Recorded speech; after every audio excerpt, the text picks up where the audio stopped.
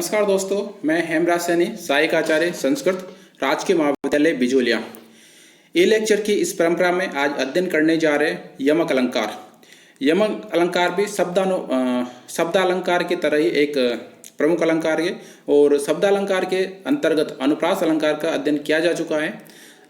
अलंकार का जो टॉपिक है वो बीए पार्ट प्रथम का टॉपिक है और इसके अंतर्गत अलंकार से संबंधित जो प्रश्न होंगे वो लक्षण और उदाहरण से संबंधित होंगे।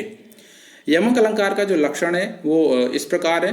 सत्यर्थे प्रत्यगर्ताया स्वर व्यंजन सहते कर्मेण ते नैवावृत्ति यमकम विनिगद्यते। अर्थात सत्यर्थे अर्थात जो यहाँ पर अर्थ जो होता है, अर्थ जो विद्यमान होता है वो पृथक अर्थाया अर्थात वो भिन्नार्थक होता है, वो भिन्न भिन्न अर्थ से युक्त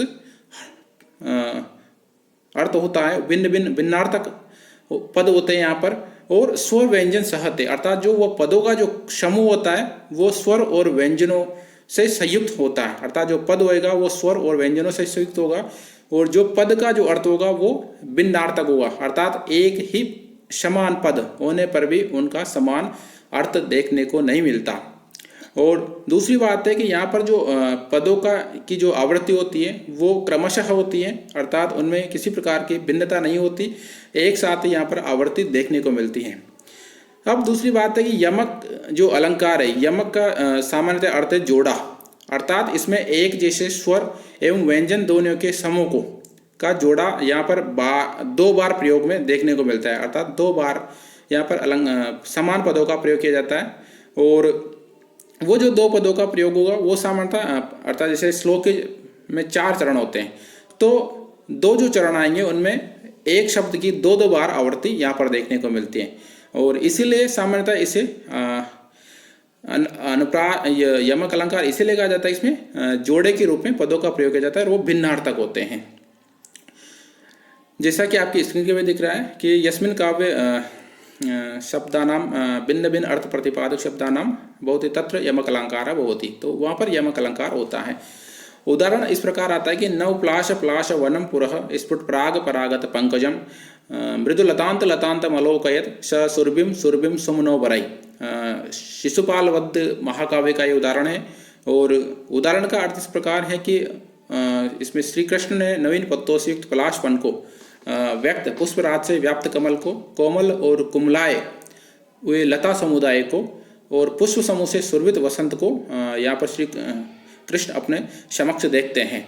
तो यहाँ पर जो प्रथम पद आता है, प्रथम चरण में पद की आवृत्ति होती है प्लाश पद की, यहाँ पर 2 बार आवृत्ति देखने को मिलती है और चतुर्थ चरण में सुरभिम सुरभिम इस पद की भी यहाँ पर आवृत्ति देखने को मिलती है, अर्थात इनका जोड़ा यहाँ पर होता है। किंतु यहाँ पर जो प्लाश और जो सुरभि पद हैं इनका समान अर्थ नहीं है, अर्थात दोनों ही पदों का यहाँ पर भिन्न अर्थ से युक्त हैं। जैसे कि पहले जो चरण में जो प्लाश का अर्थ है उसमें प्रथम प्लाश का अर्थ है अर्थात पत्ते और दूसरी जो प्लाश का अर्थ है वो है ढाक का वन या ढाक का फेड़, जिसे सामान्यतः क्षेत्रीय भाषा में उसको अलग नाम से ही छुराड़ा या अलग प्रकार से उसको परिभाषित किया जाता है। तो यहाँ पर प्लाश का पत्ते और ढाक के संदर्भ में यहाँ पर अर्थ आता है, 2 भिन्नार्थक अर्थ प्रयुक्त होते हैं। इसी प्रकार जो चतुर्थ चरण का जो 2 पद आए सुरभिम सुरभिम, वहाँ पर जो प्रथम पद हैं सुरभि वो सुगंध के अर्थ में प्रयुक्त हुआ है और दूसरा जो सुरभि जो पद हैं शब्द हैं उसका अर्थ है वसंत ऋतु।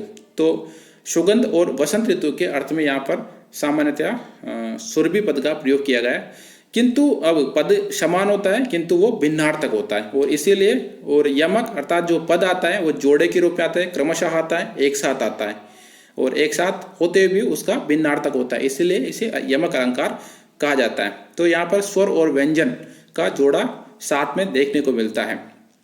और जैसे कि आचार्य पाणिनि ने भी यमक शब्द की व्युत्पत्ति बताते हुए कहा था कि यम शब्देन सह समान प्रतिकृति, अर्थात ये प्रतिकृति अर्थ में यमक अलंकार का प्रयोग होता है। और तो इसमें यम शब्द से कन प्रत्यय करने पर यमक शब्द निष्पन्न होता है और जैसा कि यमक का जो अर्थ होता है वो प्रतिकृति के अर्थ में आता है, या यमौ द्वौ समजातौ अर्थात जो जुड़वा सहोदर अर्थ में भी यमक अलंकार का प्रयोग किया जाता है। और यमक अलंकार के जो भेद हैं वो काव्य प्रकाशकार के अलावा आचार्य विश्वनाथ द्वारा जो प्रतिपादित ग्रंथ है साहित्य दर्पण, उसमें 3 प्रकार के वेद इसके स्वीकार किए गए, जिसमें एक तो जो प्रथम वेद है वो है उभय पद सार्थकम, अर्थात जो दोनों पदों के सार्थक होने चाहिए। दूसरा है जहाँ पर उभय पद निरर्थकम, अर्थात जो दोनों पद निरर्थक हो वहाँ पर भी यमक अलंकार होता है। और तीसरा जो भेद है वो है क्वचित एकम सार्थकम अन्यम निरर्थकम इति, अर्थात एक पद सार्थक भी हो सकता है और एक पद निरर्थक अर्थ में भी प्रयुक्त हो सकता है। तो अलग अलग सार्थक और निरर्थक के भेद से यमक अलंकार का के 3 भेद स्वीकार किए जाते हैं। और यहाँ पर जो उदाहरण प्रस्तुत किया गया है अर्थात नवप्लाश प्लाश वनम पुरः, इस उदाहरण में सामान्यतः तीनों ही वेदों का संयोजन देखने को मिलता है, प्रयोग देखने को मिलता है। तो ये एक मुख्य उदाहरण है और परीक्षा में सामान्यतः यदि आप इस उदाहरण का प्रयोग करते हो तो एक अच्छे मार्क्स आपको प्राप्त हो सकते हैं। तो अलंकार के संदर्भ में आपको लक्षण और उदाहरण आपको कंठस्थ होना चाहिए। यदि आपको अच्छी तरह से याद है, उसको समझा सकते हो, तो आप अलंकार का प्रयोग करना सीख सकते हो। तो इस वीडियो में यमक अलंकार का लक्षण और उदाहरण देखे गए। अगले वीडियो में श्लेष अलंकार, जो कि एक शब्द अलंकार का मुख्य अलंकार है, मुख्य उदाहरण है, उसके बारे में विवेचन किया जाएगा, अध्ययन किया जाएगा। तो अगले वीडियो में आप एक अच्छे तरह से अध्ययन करके आइए श्लेष अलंकार के बारे में। लक्षण जहाँ तक हो सके आप कंठस्थ करो और उदाहरण भी आपको कंठस्थ होना चाहिए, उसके अनंतर ही आप एक अच्छी प्रकार से अलंकार का उदाहरण अध्ययन कर सकते हो। एक सामान्य अध्ययन के रूप में श्लेष अलंकार का आप सामान्य परिचय करते हैं कि श्लेष का जो अर्थ होता है वो होता है चिपकना।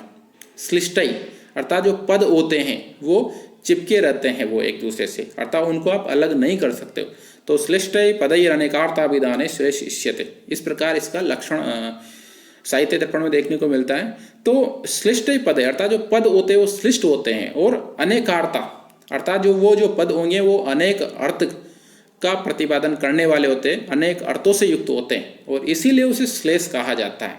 पद संयुक्त होते हैं और संयुक्त होते हुए उनको आप अलग नहीं कर सकते हो आप, या उनमें 2 पद होते हुए भी दोनों पदों में एक विभक्ति से युक्त पद का प्रयोग किया जाता है समान विभक्ति से। जैसे विदौ पद होता है, वो विदौ विदु विदु अलग अर्थों में आता है। विदु का अर्थ चंद्रमय होता है और विधि या उसका अर्थ भाग्य भी होता है। तो अलग अलग अर्थों में यहाँ पर एक ही पद का प्रयोग किया जाता है। यमक में क्या होता था, 2 पद आते थे साथ में, और श्लेष में क्या होगा, एक ही पद आएगा और उसका अर्थ भिन्न भिन्न होगा, अलग अलग अर्थों को प्रतिपादित करेगा। और वो जो पद होगा वो श्लिष्ट होगा, वो चिपका हुआ होगा, उसको अलग करना मुश्किल होता है, इसीलिए इसे सामान्यतः श्लेष अलंकार कहा जाता है। एक उदाहरण के माध्यम से समझाते हैं, यद्यपि इसका अगले वीडियो में एक अच्छी तरह से अध्ययन करेंगे। तो उदाहरण आता है कि प्रतिकूलताम उपगते ही विदो विफलतो मेदि बहुसाधनता अवलंबनाय दिन भर्तुर्भु अतिश्यतः कर सहस्रमपि। 2 पद आते हैं इस उदाहरण में, एक तो आता है विदौ और एक आता है कर। अब ऐसा है कि यमक में अलग अलग पद थे और श्लेष में एक ही पद है। जैसे विदौ विदौ जो पद हैं उसके 2 अर्थ हैं, एक तो है चंद्रमा और दूसरा अर्थ है भाग्य। इसी प्रकार जो अंतिम चरण में जो कर पद आए हैं उस कर पद के भी 2 भिन्न अर्थ हैं। एक तो है कर अर्थात एक तो हाथ के अर्थ में, और एक है कर अर्थात सूर्य की किरणों के अर्थ में, किरण के अर्थ में भी कर शब्द का प्रयोग किया जाता है। तो अब इनको विच्छेद करना, इनका अलग करना यहाँ पर संभव नहीं होता, वो जुड़ा होता है किंतु भिन्नार्थक होता है। इसलिए श्लेष अलंकार और यमक अलंकार में एक छोटा सा अंतर देखने को मिलता है यहाँ पर। तो आपके जो टॉपिक के अंतर्गत या आपके पाठ्यक्रम में 3 ही शब्द अलंकार है, अनुप्रास, यमक और श्लेष।